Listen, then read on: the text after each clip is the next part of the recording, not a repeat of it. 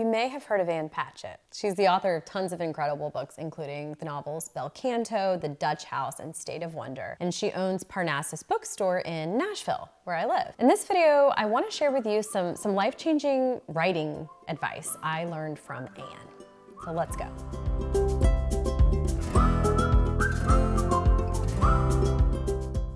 A while back at the tail end of the pandemic, I had the pleasure of hearing Ann Patchett interview Lily King about Lily's recent collection of short stories called 5 Tuesdays in Winter. Besides the fact that it was just a total joy to be at an in-person book event, I got to hang out with human beings in a bookstore talking about books. I was so happy. After I left, I couldn't stop thinking about the interview because Ann said something in it that just really struck me. Now, first, a little bit of background.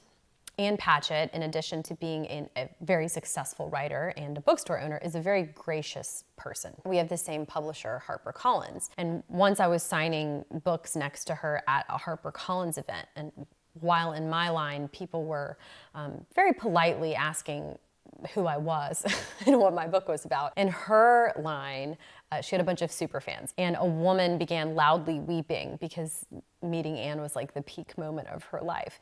And Ann came around the table and hugged her. So that's who we're talking about here, and that's why I share that story. I've never seen, in the handful of times I have seen Ann in person, I've never seen her or experienced her to be elitist or snooty about literary stuff or anything like that. In fact, she's extremely down to earth and friendly and lovely to everyone who she comes across when I have been in her presence. And that's important for you to know for this story. So at this event where she was interviewing Lily King, Ann said this, that in a given year, she probably reads 40 short stories that she thinks are absolutely incredible, that she would, like, quote, go to the mat for. And this is not 40 short stories total. This is 40 short stories that she thinks are absolutely incredible. But of the dozens of novels that she reads, she only ever loves a handful. So she adores a ton of short stories, but very few novels in a given year. That really caught my attention, and it caught other people's attention too. We were all pretty rapt. Her hypothesis for why this is, she said, is that it's easier to be braver with a short story, to take more risks, and that leads to more impactful stories. But with a novel, we as writers get so invested, and it feels like this huge thing that we've already devoted hours and hours to. So we get more fearful and more timid in our choices. We don't want to mess it up. So because we don't want to mess it up, we're less brave. And being less brave, we write stories that are maybe good, fine, okay, but not incredible. I thought this was really interesting, and Lily King seemed to agree with this. She said when she's writing a novel, it does feel like such an investment that she doesn't want to mess it up, especially once she's 2/3 or more into writing it, while a short story feels like a dalliance, and I remember that was the word that she used. If a novel that you've spent months and months on doesn't work, yeah, it's like, no, right, that just hurts. But if a short story doesn't work, I mean, it's like, okay, well, how much time did I really spend on that? A few days?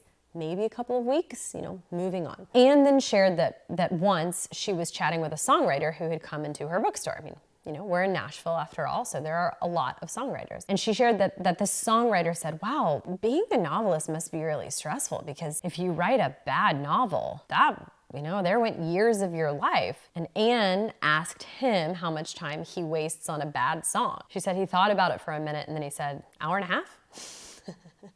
An hour and a half? Do you know how often I waste an hour and a half? I can actually tell you precisely. It's every Monday night that a new Bachelor episode is on. It's not a lot of time, at least not over a given week. But seriously, I think there is some really good writing advice for those of us who write or plan to write novels. How do we invest a great deal of time and effort and still be brave? How do we remember that taking risks can be the best possible thing for our story, no matter how many hours or days or weeks we have already spent? It's hard. I mean, I get it, it's hard for me too, but it helps me to have a rule that I never throw anything out. If I decide to take my novel draft in a completely new direction, I make sure to save it as a new file so that if I, quote unquote, ruin it, I can just reopen the previous version, find the story's old direction, and, reroute. But I also find when I do this that rarely happens because, like Anne suggested, when I take risks, they almost always make the story better. Now, what counts as a risk? Okay, before I answer that, I just have a quick invitation for you. I have a free private group for writers working on books where once a month I host a live event where I plan out the first third of a new novel from scratch. It's super fun. It's like improv meets novel writing, and you can join this free event, 30,000 words in 30 minutes. Watch Mary plan the first third of a novel from scratch at the link below this video. Okay, back to it. Okay, so what is a risk?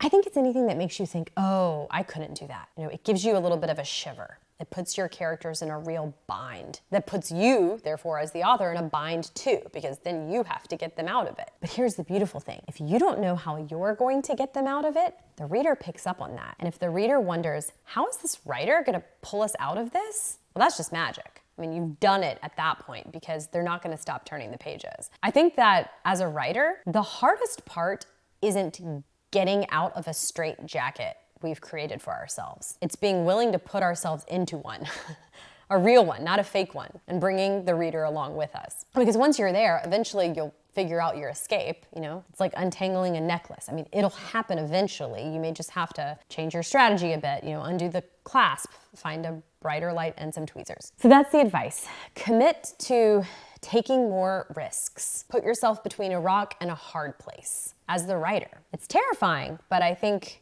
that way you're more likely to find a result that's incredible. Okay, if you made it this far in the video, I'm guessing you're definitely writing a book or want to write a book. And so I have something for you. A few years ago, I created the 4 notebooks method. This is my process for handwriting a novel across, you guessed it, 4 notebooks. This is a strategy to map out your story structure in a way that does not lock you into an outline or suck all the fun out of the writing process. If you'd like to learn the method and get a free digital template for writing your novel, go to the link below this video.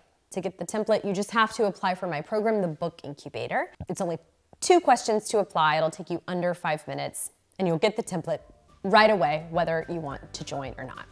I'm excited to hear from you.